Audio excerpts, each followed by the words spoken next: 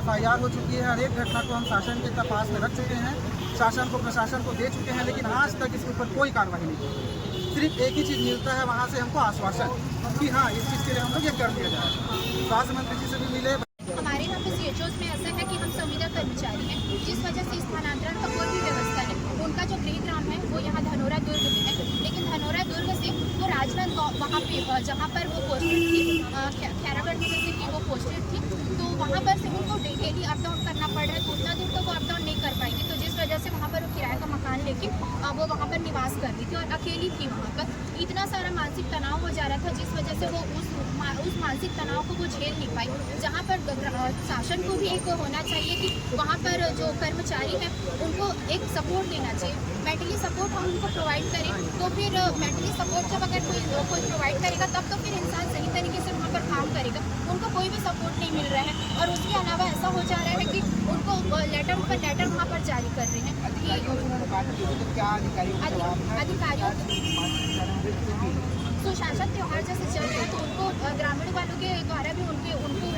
ऊपर भी प्रेशर डाला जा रहा था कि क्या बोलते हैं आप अस्पताल प्रॉपर तरीके से नहीं खोल रहे हैं करके। अब जैसे कि मैं आपको पहले बताऊँ कि वो फील्ड का भी वर्क देख रही है, साथ में अपना भी वो कार्यभार कर रही है, तो उनको स्पष्टीकरण उनके ऊपर में जारी किया जा रहा था। तो अब स्पष्टीकरण से अभी शायद 2 दिन पहले भी उनके लिए स्पष्टीकरण निकला हुआ था, जिस वजह से वो घर में बार बार अकेले वो सोच ही रही होगी, जिस वजह से उनको इतने बड़े कदम उठाना पड़ा। वहाँ पर उनको उनका मेंटल कंडीशन क्या था वो तो वही समझ सकती है। और अब जब सब चीज़ कंडीशन हो गया तब अब सभी को ये चीज़ पता चल रहा है कि सच में उनकी एक छोटी बच्ची है, उनका एक परिवार था, जहाँ पर उनको एक मेंटल अगर सपोर्ट अगर दिया जाता तो आज की डेट में वो जो डेथ करी है अपने साथ में, जो इतना बड़ा जो कदम उठाई है, जिसमें वो अपने बच्चे को भी बच्चे से भी वो अलग हो चुकी है अपने पूरे परिवार से। हम संघ की ओर से हम ये मांग करना चाहते हैं कि जितने भी हमारे संविदा साथीगण हैं उनको स्थानांतरण का सुविधा दी जाए, जिससे वो अपने गृह ग्राम में रह के अपना जो वर्क उसको 100% अपना वर्क दे सके और जो गवर्नमेंट को जितनी सुविधाएं हैं, गवर्नमेंट ने भी जो पब्लिक को देने वाली सुविधाएं हैं वो उनको मिल सके। अभी जैसे उनका डेथ होने के बाद में उनके घर का आर्थिक कंडीशन एक तो ऐसे उनको पैसा भी उनको मिला नहीं था। और हमारे यहाँ पे ऐसे है कि हम संविदा जिस वजह से हमारा डेथ होता है उसके बाद में हमको ना ही कोई हेल्थ इंश्योरेंस मिलता है, ना ही हमको लाइफ के लिए कोई भी किसी भी प्रकार का हमको आर्थिक रूप से हमको आर्थिक सपोर्ट मिलता है, ना ही हमारे डेथ होने के बाद में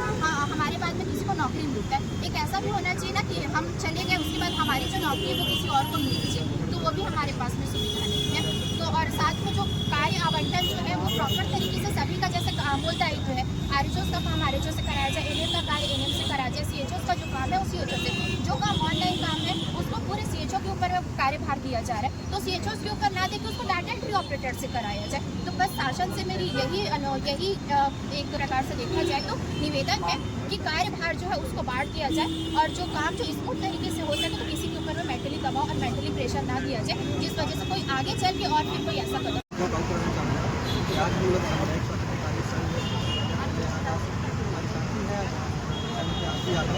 जो कि मैं ये बोलना चाहूँगा कि शासन के जो भी ऐसी काम कराने का टेक्निक्स है इसके कारण से उनको दबाव का सामना करना पड़ा और हमारे लिए वो बच्चे फांसी लगा दी। इसका सबसे बड़ा उनको जब मानता हूँ जो शासन द्वारा हमको अभी कार्य करने का जैसा दायित्व दिया गया है इसमें नियमन का सबका बंटवारा होना चाहिए, लेकिन अगर हमारे जो कि आप लागू हुआ शासन इसमें भी अगर आप देखेंगे तो सभी के प्राथमिक कार्य में सामुदायिक स्वास्थ्य अधिकारी को जोड़ दिया जाना, इसके एवज में जो भी सेनेटर्स हैं DMO हैं वो लगातार कार्य का बहुत ज़्यादा प्रेशर दिया जाना और उसमें भौतिक कार्य तो होता ही, सबसे बड़ी समस्या है कि ऑनलाइन आपको बताना चाहूँगा आपके मीडिया के माध्यम से सामुदायिक स्वास्थ्य अधिकारी ऐसा पद है जो सुबह से लेकर रात तक सिर्फ एंट्री करते हैं। एंट्री करने की वजह से आधा मानसिक विकाग्रता से गुजर रहे हैं, अपने परिवार में समय नहीं दे पा रहे हैं और अपने ऐसा है कि अपने जो जान पहचान लोगों से ढंग से बात नहीं कर पा रहे, जिसके कारण से अकेलापन उनको कहीं ना कहीं ऐसी परिस्थिति के लिए रहकर जहाँ पर पानी की व्यवस्था नहीं है, बिजली की व्यवस्था नहीं है, उनको कम से कम अपने गृह जिले में स्थानांतरण कर दिया जाए ताकि वो निर्भीक होकर बेफिक्र से अपनी स्वास्थ्य सेवा का उनको आमजन को दे सके। लेकिन इसमें भी शासन ने अभी तक संज्ञान नहीं लिया। लगातार माननीय स्वास्थ्य मंत्री जी से हम मिल ही रहे हैं, उनके द्वारा भी इतना आश्वासन दिया गया था कि आपकी समस्याओं को सुनेंगे, लेकिन अभी तक नहीं। इसके साथ साथ मानसिक परेशानियाँ तो है ही, साथ में आर्थिक परेशानियों से भी जूझ रहे हैं हम। बताना चाहूँगा कि विगत 2-3 माह से ऐसी नौबत है कि हमको समय पर वेतन नहीं मिला, 2-3 माह वेतन लेट हो जा रहा है, कार्यकारित वेतन इंसेंटिव वो भी जब 2-3 माह से नहीं मिला है। ये अभी की बात नहीं है, लगातार 2-3 सालों से हम देख रहे हैं कि समय से भुगतान नहीं होता। इसके कारण से भी आर्थिक तंगी भी आ रही है लोगों में। और आपकी यादों की बात करें तो अभी उनके जो पति जी का उनका देहांत हुआ था 1 माह पूर्व, इसके बारे में विभाग को मालूम था तो देहांत हुआ है। इसमें कहीं न कहीं एक सहानुभूति उनके सामने दिखाने की आवश्यकता थी, जो भी प्रभारी हैं, इंचार्ज हैं उन लोगों के से, कि अगर मामले में नहीं आ रहे हैं तो कुछ क्या कारण है, क्योंकि छोटी बच्ची भी है उनकी, सामान्य प्रक्रिया से उनसे बात करना चाहिए था, लेकिन ऐसा ना करके विभाग का दबाव दिया गया, जिसके फलस्वरूप ये है कि आज अपनी